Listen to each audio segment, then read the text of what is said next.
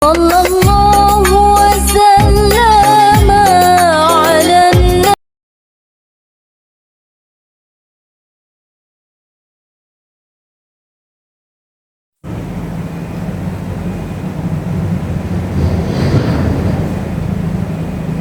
Assalamualaikum warahmatullahi wabarakatuh. Waalaikumsalam.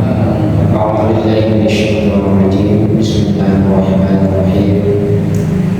Alhamdulillahirabbil alamin. Wassalatu wassalamu ala Rasulillah sayyidina Muhammadin wa ala alihi wa ashabihi ajma'in. Wal 'aqibatu lil muttaqin wa la 'udwana illa 'alal zalimin. Amma ba'du. Yang pertama sekali kita bersama-samanya mengungkapkan rasa syukur kita kepada Allah Subhanahu wa taala atas segala nikmat yang telah diberikan kepada kita tanpa putus-putusnya, sehingga kita dapat berkumpul di masjid ini dalam rangka beribadah kepada Allah Subhanahu wa taala. Salawat dan salam kita sampaikan kepada kita junjungan kita Nabi besar Muhammad sallallahu alaihi wasallam. Allahumma shalli wa sallim alaihi. Mudah-mudahan kita nanti mendapatkan syafaat di hari kiamat. Amin. Amin ya rabbal alamin. Bapak-bapak, saudara-saudara sekalian yang dirahmati Allah Subhanahu wa taala, sebagaimana kita jelaskan pada masalah kemarin yang berkaitan dengan doa, di mana kita menjelaskan tentang pembukaan doa dari segi tauhid, fikih dan tasawufnya. Dari segi tauhidnya kita yakin dan percaya bahwa Allah mengetahui apa yang ada dalam hati kita. Jadi kita berdoa itu kepada Allah. Dari segi tauhidnya, Allah Maha tahu.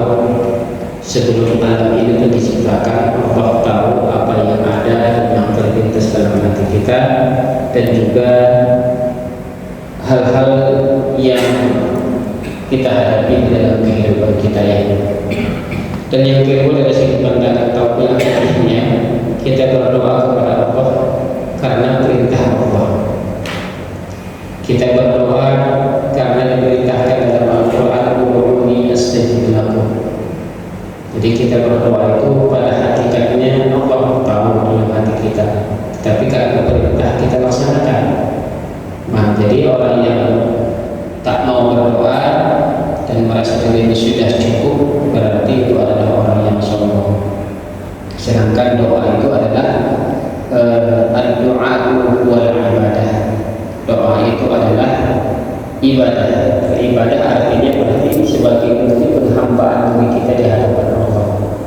Sedangkan dari segi tasawufnya atau akhlaknya adalah kita berdoa kepada Allah sebagai bukti kalau kita ini adalah orang yang lemah, yang membutuhkan sesuatu kepada Allah Subhanahu wa taala. Jadi dengan berdoa itu menunjukkan kalau kita ini adalah orang yang tawadhu, orang yang rendah hati, dan dengan berdoa itu kita mengakui banyak kekurangan-kekurangan kita. Jadi disinilah munculnya sifat-sifat yang baik di dalam doa itu. Nah, terutama kita mengakui ternyata diri kita ini adalah diatur, bukan mengatur. Kalau kita yang mengatur, berarti apa yang kita mau pasti dapat. Tapi kadang kita berdoa, kita maunya A, yang dapat B, dan kadang tak dapat apa-apa. Berarti itu adalah bukti kalau kita ini diatur, bukan mengatur.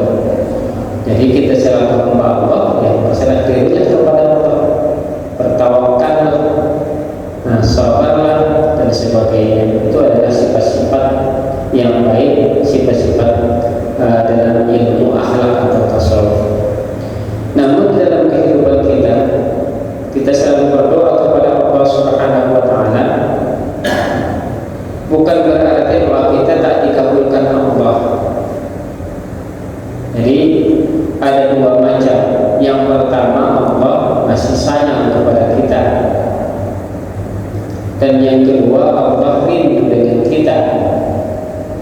Jadi kalau kita berdoa kadang tidak dikabulkan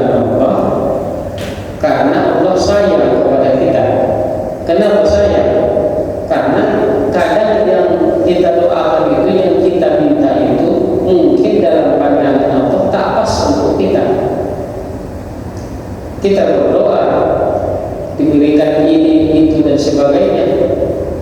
Tapi menurut Allah, kalau dikasih bisa kita menjadi orang sombong, bisa kita menjadi orang yang lupa kepada Allah. Kalau doa itu, kalau misalnya permintaan kita dikasih Allah, bisa lupa kita kepada Allah. Kalau diberikan misalnya harta yang banyak, terakhir karena dikasih harta yang banyak, lupa beribadah. Nah, bukan makin dekat dengan Allah, terakhir makin jauh dari Allah. Jadi kita berbaik sangka kepada Allah. Doa kita mungkin tidak dikabulkan Allah, karena bisa saja doa kita kalau dikabulkan Allah kita lupa kepada Allah, sedangkan Allah sayang kepada kita. Tidak dikabulkannya karena kita mungkin belum bisa menjalankannya. Nah, belum bisa kita konsisten dalam beribadah. Nah, kita meminta sesuatu, kalau dikabulkan bisa membuat kita bangga. Nah, jadi Allah tidak suka kita menjadi orang yang sombong, orang yang lupa kepada Allah. Makanya kadang belum dikabulkannya, karena kita mungkin belum pantas untuk menerima apa yang kita minta. Nah, kalau ibarat seperti anak kecil, siapa yang tak sayang kepada anak? Tapi kalau anak itu meminta sesuatu yang membahayakan dirinya, tak kita kasih karena kita sayang kepadanya. Kalau misalnya anak kecil minta, waktu kita misalnya masak minta pisau, apakah kita kasih? Sedangkan dia belum mengerti apa bahayanya. Nah, tentu tak kita kasih. Kenapa? Karena kita sayang kepadanya. Jadi Allah juga sayang kepada kita. Kalau permintaan kita itu tidak atau belum bisa kita jalankan, tidak diberikan Allah karena mungkin tak sanggup kita atau lalai kita nanti kepada Allah. Makanya dalam Al-Quran disebutkan wa'asa an takrahu syai'an wa huwa khairul lakum, wa'asa an tuhibbu syai'an wa huwa syarrul lakum, wallahu ya'lamu wa antum la ta'lamun. Boleh jadi kamu membenci sesuatu, tapi itu baik bagi kamu. Boleh jadi kamu mencintai sesuatu, tapi itu buruk bagi kamu. Maka di akhir ayat, Allahu ya'lamu wa antum la ta'lamun. Allah yang paling tahu dan kamu tidak mengetahui. Nah, inilah yang menjadi suatu suatu pegangan untuk kita. Allah lebih tahu apa yang terbaik untuk kita. Walaupun kita disuruh berdoa, kalau dikabulkan Allah, alhamdulillah. Kalau tak dikabulkan Allah, berarti kita sudah beribadah kepada Allah, sudah ada di situ nilai ibadah, walaupun belum dikabulkan. Nah, itulah yang kenapa tidak dikabulkan Allah doa kita. Namun ada juga 7 hal yang menghalangi doa kita dikabulkan Allah. Ini karena memang dari diri kita sendiri. Doa kita dikabulkan Allah, tapi kita juga yang berdoa ini haruslah pula sesuai dengan aturannya.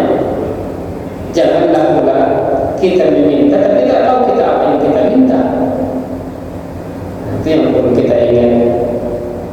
Jadi menurut ulama hikmah mengatakan ada 7 macam yang menghalangi doa kita dikabulkan Allah Subhanahu wa taala. Yang pertama adalah perbuatan yang mengandung amarah Allah dan tidak segera bertaubat. Jadi kalau kita melakukan suatu dosa, maka terhalang doa kita dikabulkan oleh Allah. Jadi banyak-banyaklah kita bertaubat, karena kadang dosa ini kan bisa dari dosa hati, dosa lidah, dosa perbuatan. Jadi kita ini tak mungkin tak bisa kita lolos dari dosa. Walaupun kita sedangkan diri sendiri beristighfar, meminta ampun, malah lebih banyak lagi istighfar ini kita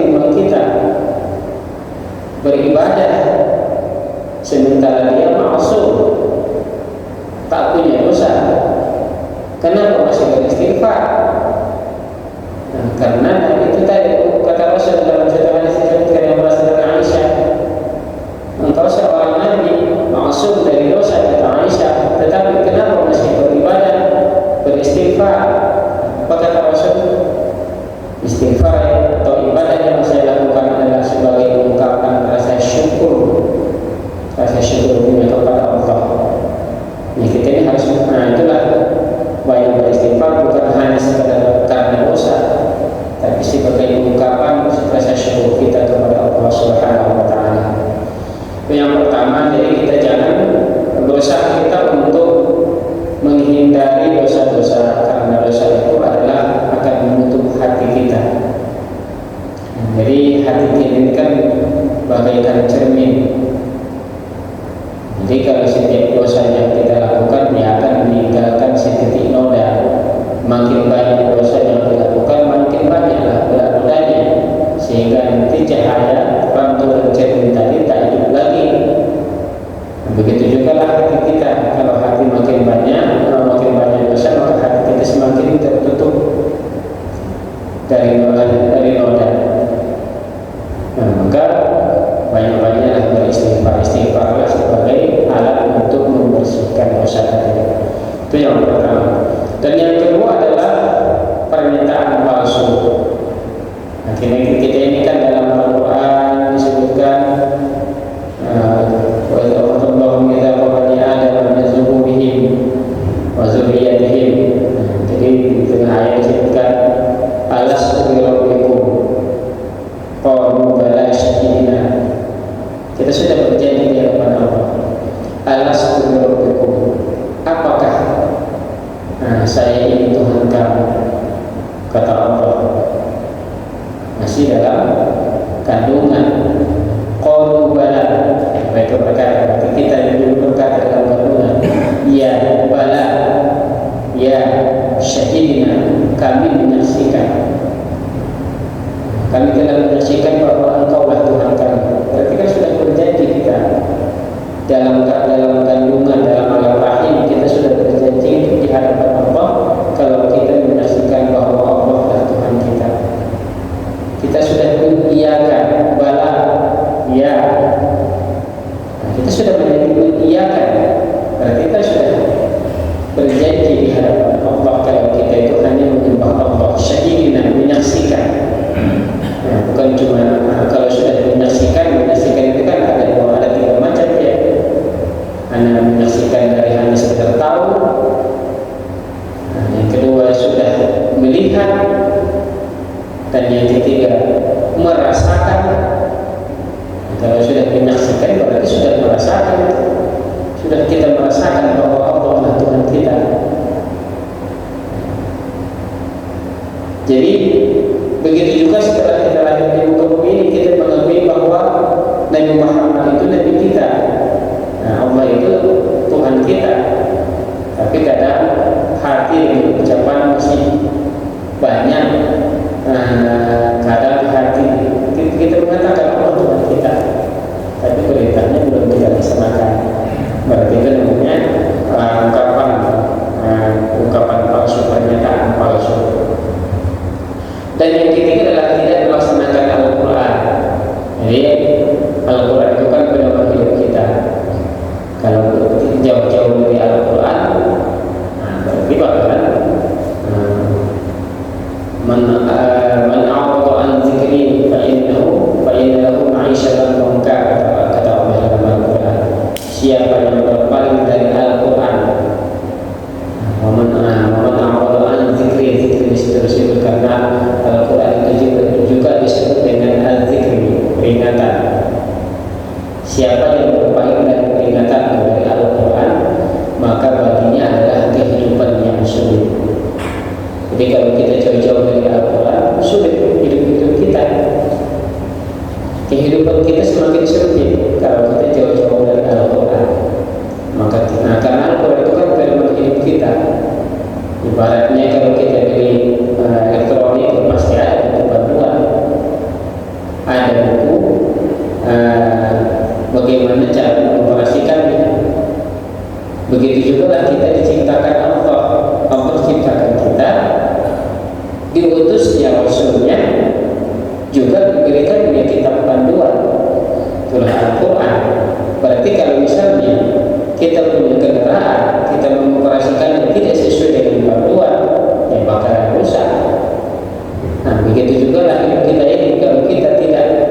sesuai dengan panduan Al-Quran, maka kehidupan kita akan rusak. Itu sudah diingatkan dalam Al-Quran. Siapa yang berpaling dari Al-Quran atau Al-Zikri, maka baginya adalah kehidupan yang sulit. Baik dalam ma'isyatan munkar, sudah susah dunia akhirat, bukan cuma di dunia saja, di akhirat juga. Jadi kadang kita kan melihat seseorang itu senang hidupnya, kita tidak tahu batinnya bagaimana. Mungkin dari pandangan kita zahirnya senang, tapi batinnya tak tenang. Karena banyak kita jumpa yang seperti itu. Nah, seperti ada katanya jawab pegawai, dia mengakui, mulai sejak saya lahir Pak, sampai sekarang saya tidak pernah merasakan susah. Kalau dari segi materi Pak, ya, orang tua saya Pak tanda ya Pak, ya Bu tanda saya. Siapa yang orang tua itu? Pekerjaan saya tahu, usaha saya tahu. Kan menurut pandangan kamu saya tak pernah susah. Dari segi materi ya, tapi kenapa saya ngaji sama Bapak? Saya sekarang mencari ketenangan. Ternyata harta itu tidak membuat saya tenang. Dengan menggaji dia merasa tenang. Kalau secara dunianya Pak, apa yang tak bisa saya capai? Tapi batin saya merasa susah. Harta itu ternyata tidak memuaskan batin saya. Jabatan yang saya miliki ternyata tidak memuaskan batin saya. Yang saya cari sekarang Pak, ketenangan batin. Makanya saya ngaji. Dan dengan mengaji saya merasa hidup saya mulai terarah. Dulu mungkin kemana mau saya ingin, kemana semua saya jalan, tapi tidak membuat batin saya tenang. Itu apa-apa. Jadi inilah yang perlu kita ingat. Janganlah kita jauh-jauh dari Al-Quran. Wa inna lahu ma'isyatan dhanka, kata Allah. Dan yang kelima dan yang keempat adalah mengingkari pengakuan sebagai umat Nabi Muhammad. Karena apabila kita di dalam hidup ini kadang kita mengakui bahwa Nabi Muhammad itulah Nabi kita, tapi ajarannya kadang kita tinggalkan, kita lalaikan. Nah, di dalam kehidupan kita kadang ya kita lebih mengutamakan mengutamakan urusan yang tidak ada kaitannya dengan agama, bukan urusan agama. Makanya dulu kan ada istilahnya itu pemahaman jangan dicampur antara urusan agama dengan pemerintah, katanya kan. Pemerintah, agama, jangan dikaitkan. Pemahaman seperti itu berarti kan kalau kita sebagai orang Muslim tidak berlaku itu. Hingga kita kadang di dalam apapun, kalau urusan itu urusan pemerintah jangan dikaitkan dengan urusan agama, pemerintah. Nah ini yang sedangkan dalam agama kita semua ada. Dalam urusan fikih ada siasat, ada politik. Jadi tetap tidak bisa dipisahkan antara agama dengan yang lain. Karena itu yang muncul, jangan dikaitkan.